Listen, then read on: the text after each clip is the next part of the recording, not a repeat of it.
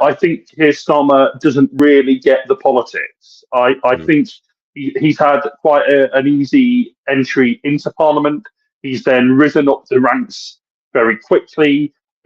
He became leader without too much of a challenge. He became prime minister, let's face it, without too much of a challenge. And now in government, he doesn't appear to get the politics. But then also, I think it's these two things together that really are a problem. He isn't able to, as you, I think, quite rightly said there, Chris, provide a narrative for the public. I think some of the things that they've done might still have been unpopular, but if there'd been an explanation for some of them, the public might well have thought, well, I still kind of disagree, but okay, you said this, that, and the other, and I kind of follow that from your perspective, what you're doing, you think is right. Instead, they're just presented as policies that are extremely unpopular, and then the government seems shocked that they're unpopular.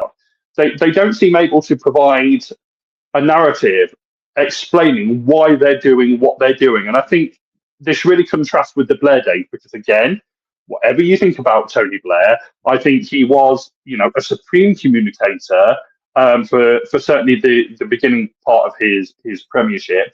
And when New Labour had tricky things that they were doing and that they wanted to do, they were able, I think, fairly successfully, and I think even William Hague, their opposition at the time, would much to their chagrin, obviously, would admit that Blair was able to go out onto the broadcast media and certainly onto longer form interviews and say, this is why we're doing what we're doing.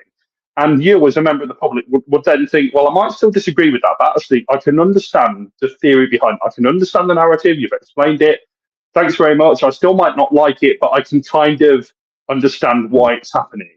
Whether it's just because this Labour team, some of them at least, just aren't as polished, aren't as good kind of, secretaries of state and all the rest of it as in previous governments, I don't know.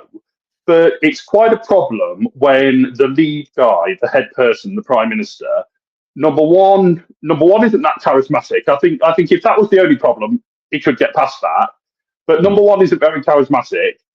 Number two doesn't get the politics, and number three can't set a narrative. I mean, that's a problem.